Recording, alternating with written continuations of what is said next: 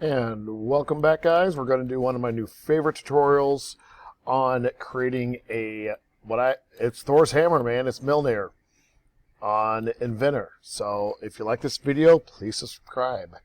Okay, here we go. We're going to start off by just doing our usual file new, like we've done 100 times, standard.ipt, sorry about that. Just like we've always done, and start. This time, I do want you to make sure you choose on the XY plane when you get started with this. Okay, the start of this one does matter, so we're just not going to dump a rectangle someplace. So here's what I need you to do. Under rectangle, there is a thing called 2-point rectangle. I need you to hit this. It matters because I need this to be centered. Okay, so choose 2-point rectangle, click on the middle dot here. I'm at school, you can tell. And remember, if you press tab, it goes back and forth on these. So the top should be 7, tab, the sides should be 5. I just type it in, it'll do the job for me. So 7 and 5. If by some chance a mistake has been made, you can double click on the numbers and they come up as the measurement. Cool, got that? Easy peasy? Awesome. Finish sketch. Okay. Extrude this 4. Got that? Well, if you got that, you're doing great so far. Okay, so next step on this is we are going to do some fillets. Okay, fillets are going to be around the outside of the edge. And they're going to be on these parts right here. Okay, so fillet radius is going to be 0.5. So I can easily just click on these 3 because I can see them. Now for the one down here, you can see through this or click it, or I'm going to press shift and scroll, move it around and click this. So now all 4 of these sides are done. Press OK. All right. So far you're sailing good if you got those done. Next, press chamfer. Okay. We're going to do a quick chamfer around the other parts of the edges, and those are the same measurement too. So chamfer's up here if you didn't see me click it.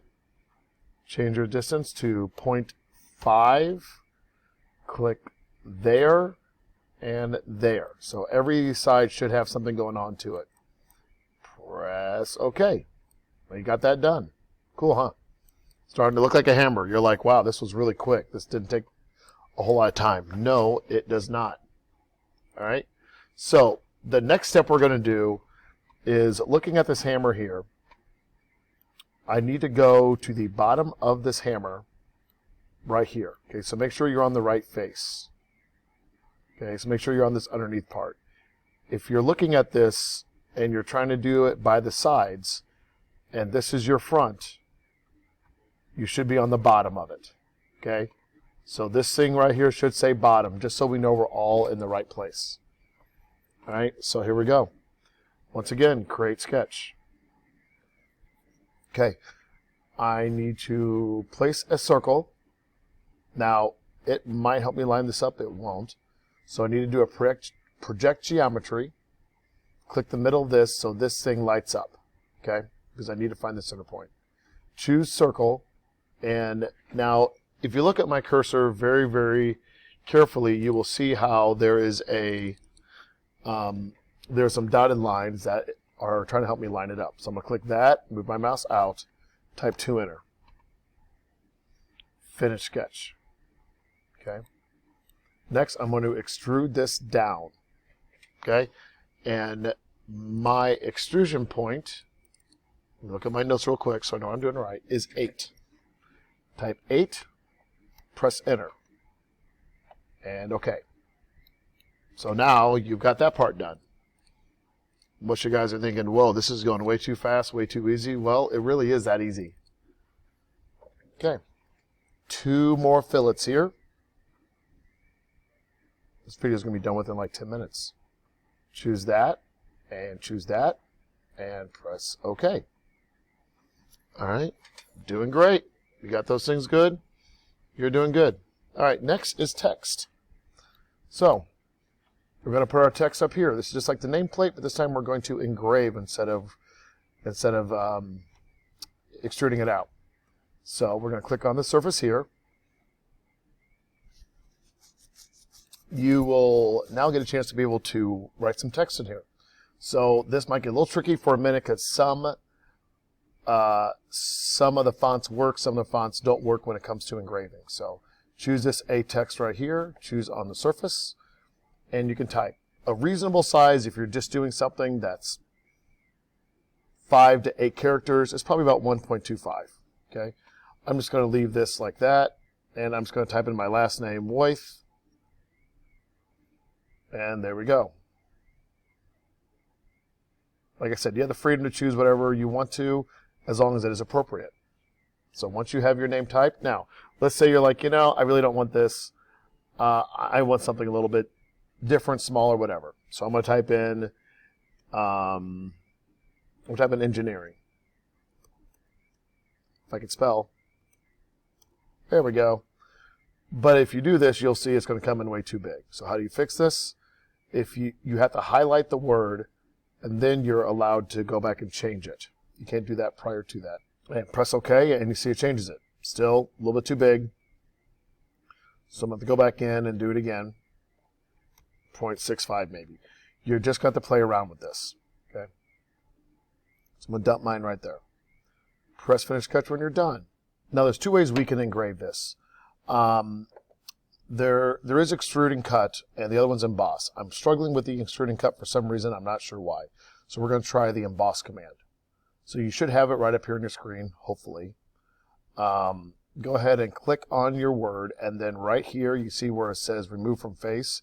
If you click this, it will cut it in. Press OK, and there it is. Now my word is now engraved. If for some reason that does not work, or you can't find it, you can also do an extrude, which in that case, you should be able to click it and just flip it back, and it should work. But I've been struggling with actually getting that to work. I can try to press cut right here, and that did work that time. Okay, just click the wrong thing. So let me review that real quick because that was kind of weird. Choose that, choose your word. My output was not showing, so that's why I was confused. Choose cut, and it will go right in. There we go. Now we're sitting pretty. All right. Next step is doing this part right here, which is on the handle of it. So in order to do this is what's called a sweep. We need to do something fancy, and we need to what is called slicing down the middle of this, so that way we can put this little circle in the proper spot. So here's how we do this. There are some things up here called planes. Planes are used to create different types of your features at different locations and angles. They can be kind of weird at times. But for us, just click plane, choose a face of this, choose the back of this, face of this, face of this, and you see it makes a line right down the middle. I'm going to do that one more time. So choose plane, choose the face of one side, choose the face of the other side, and it creates this plane right down the middle. Okay. Now, in order to go to this plane, you have to click on the edge of it. You have to click on the edge and hit this Create Sketch. Okay. So your keyboards and your computers are set up a little bit differently from mine, and I needed to do this thing called Slice Graphics. Luckily for us, we can right-click and do it. It's typically the F7 key, but if you right-click, it's right here. And go ahead and click this. What this allows us to do is this allows us to slice it. So if you were to look at it, you'll see you're actually looking halfway into the object.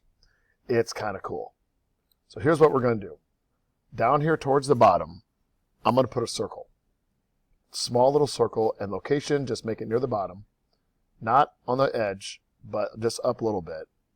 And click up here and type 0.25. It's a small little circle. Okay? If you really want to be picky about it, we can. And we can put a dimension on here. And we can make that 0.4 if you really want to. Don't have to, just make it close. But if you want to add a measurement, click on dimension, choose the bottom, that dot there, and this here. Click, type 0.4. Okay? Press Finish Sketch.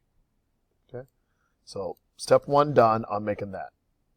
Our next step is we need to create an axis through the middle of this. And the easiest way to do that is to click on the axis button. So it's right here on my screen, right next to plane. And you're just going to click on this bottom part right here on that circle. And you see this line starts here, and that is our axis point. The last part of this, you've already done this once before. It's a coil. Remember when we did the spring a little while ago?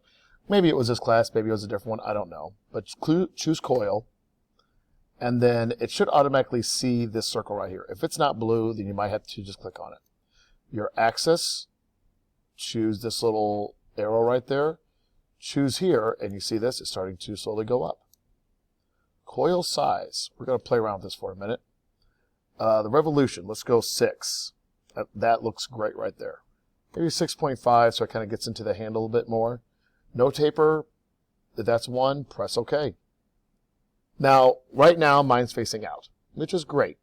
If you want it facing out like that, you can, or, I did this on purpose, if you want to double-click coil, there's a cut right here. If you want to cut it in, that's an option as well.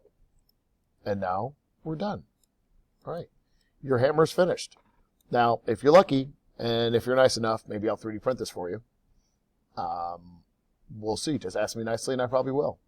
That's it. Please say this as your last name hammer. Turn it in, and we'll work on the 3D printing part later. Hope you had a good video. Talk to you soon. Bye.